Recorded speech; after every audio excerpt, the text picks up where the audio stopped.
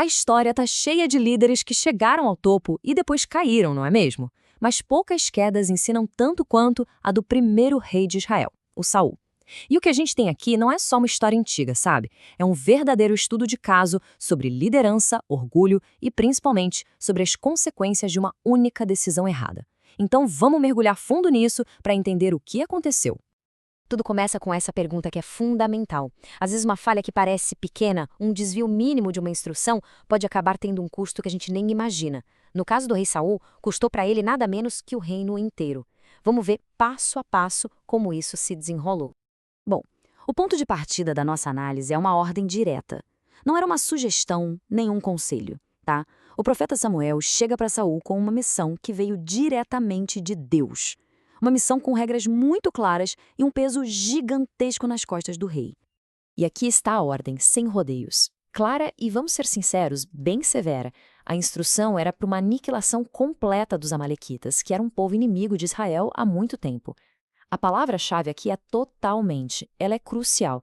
Não tinha espaço para interpretação, sabe? Para exceções. A ordem era absoluta. Então, Saul vai para a batalha. Ele organiza o exército, luta e vence. Se a gente olhasse só pelo lado militar, a missão pareceria um sucesso absoluto. Só que é justamente nos detalhes dessa vitória que a desobediência fatal se esconde. A vitória foi real, sim, mas foi incompleta.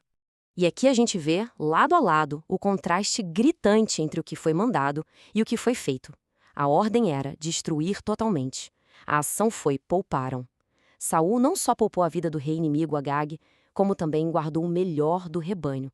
Ele escolheu obedecer só em parte, o que no fim das contas significava desobedecer por completo. E essa atitude aqui, nossa, ela revela o que realmente estava no coração de Saul.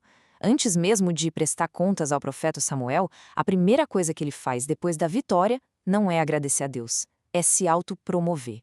Ele levanta um monumento para celebrar sua própria conquista. O foco já tinha mudado da missão para ele mesmo.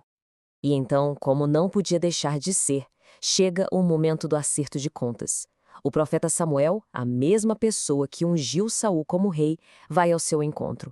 A tensão no ar devia ser palpável, porque Samuel, por revelação divina, já sabia da falha de Saul. E olha só a audácia. Saul recebe Samuel com uma confiança impressionante. Ele chega e já diz com todas as letras: cumpri a palavra do Senhor. É uma afirmação muito ousada e, como a gente vai ver, completamente falsa. Ele está tentando controlar a narrativa, sabe? Chegar na frente. A resposta de Samuel é simplesmente genial e cortante. Ele não entra numa discussão teológica, num bate-boca. Ele simplesmente aponta para a evidência que todo mundo podia ouvir. As palavras de Saul diziam uma coisa, mas o som das ovelhas e das vacas que ele poupou contava a história verdadeira. A verdade era audível. Aí, pego no pulo o que Saul faz. Começa a dar desculpas. Primeiro, ele tenta espiritualizar o erro, dizendo que os animais foram poupados para serem sacrificados a Deus. Uma desculpa nobre, né? Depois, quando isso não cola, ele joga a culpa nos outros. Ah, foi o povo que poupou. Ele se distancia da responsabilidade, uma manobra clássica de quem não quer admitir o próprio erro. É nesse ponto que Samuel corta as desculpas. Chega.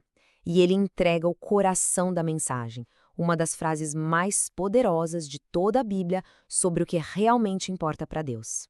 O ponto crucial é este: Deus não estava interessado nos melhores sacrifícios se eles viessem de um coração desobediente. A obediência sincera a uma ordem clara vale muito mais do que qualquer grande ritual religioso. A suposta boa intenção de Saul não anulava a transgressão dele.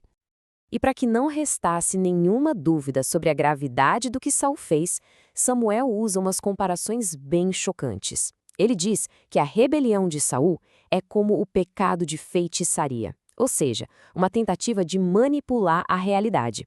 E a teimosia dele é como a idolatria, porque no fundo Saul colocou a própria vontade e opinião acima da vontade de Deus. Bom, as desculpas acabaram, a lição foi dada. E agora? Agora vêm as consequências.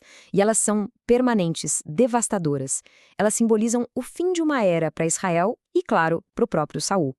Saul finalmente confessa, mas essa confissão dele é muito reveladora.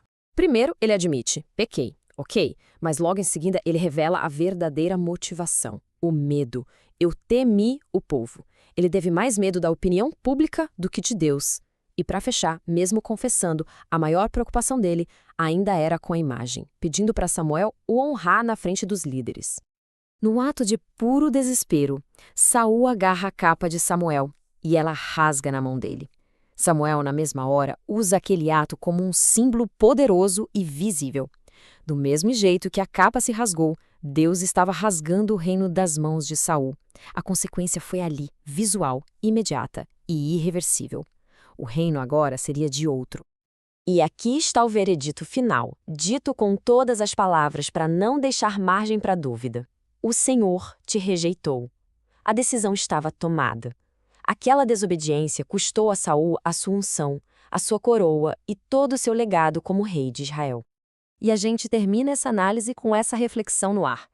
A história de Saul força a gente a questionar o que é, de verdade, a liderança. Será que é sobre manter o poder a qualquer custo, agradando todo mundo? Ou será que é sobre ter integridade e obedecer a um padrão mais elevado, mesmo quando isso é difícil ou impopular?